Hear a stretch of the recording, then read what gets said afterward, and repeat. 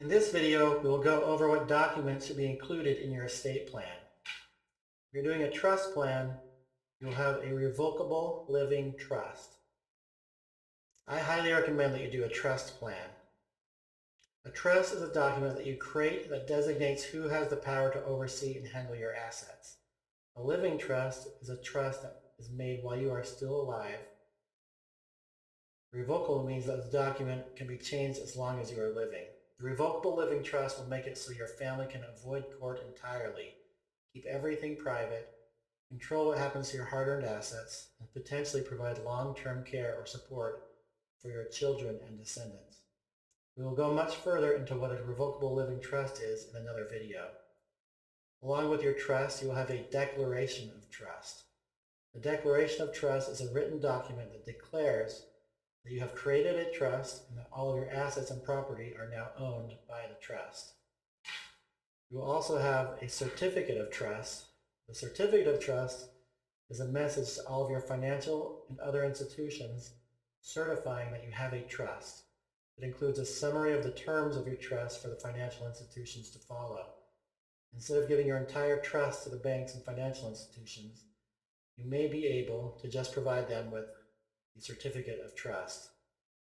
Your estate plan will also still include a last will and testament, also known as a pour-over will.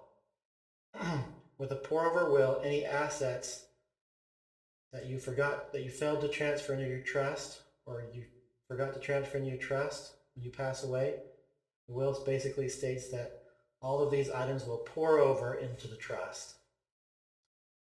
You can also appoint guardianship of minor children in your will. However, this can also be done in a separate document called a guardianship for minor children document. Another document that you might have is a guardianship for minor children or adult children with disabilities. Typically, guardianship of minor children, adult children with disabilities can be covered in the last will and testament, or it can be in this separate document, the guardianship document. Your estate plan will also include a financial power of attorney. Power of attorney is a legal document that designates someone, typically your spouse, other family member, or friends, whoever you designate, to manage your affairs if you become incapacitated and cannot manage your affairs, but you have not yet passed away. It is often called a springing power of attorney because it springs into the action when you become incapacitated. It typically requires a statement by a doctor or two doctors to become activated. The power of attorney stops if you recover and can manage your own affairs again. Another document included in your estate plan is an Advanced Healthcare Directive. The Advanced Healthcare Directive is a healthcare-specific power of attorney that gives someone authority to make medical decisions on your behalf. It also includes some directives regarding your wishes for certain medical conditions you might be in. It only goes into effect if you cannot communicate with your healthcare providers or make decisions on your own. Along with the Advanced Healthcare Directive, you will also have HIPAA waivers. HIPAA waivers give your designated healthcare agents, typically your spouse, other family members, or friends, access to view your medical records to make healthcare decisions on your behalf. You also have a document called Instructions and Directions. This typically includes your pre-planned burial instructions and other directives you might want to give. These can be added after you create your estate plan.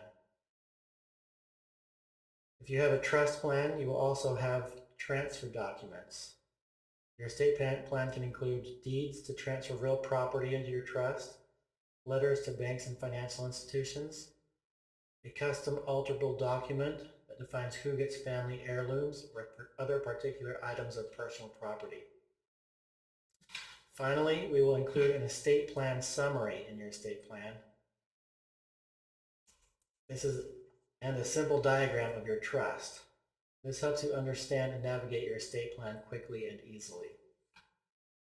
Some additional estate planning tools you might need include a special needs trust, if someone in your family has special needs, a sibling or heir, asset protection, which can include spendthrift clauses or restrictions on spending by your heirs or people who benefit from your trust, irrevocable trusts, offshore or foreign trusts, tax reduction strategies for death taxes, capital gains taxes, gift taxes, gun trusts. In some states there's restrictions on owning guns, but your trust can own the guns. Pet trusts, if you need to take care of a pet. Business succession planning, if you have a business to pass on to heirs. You need some strategies to do that. And life insurance, among other things.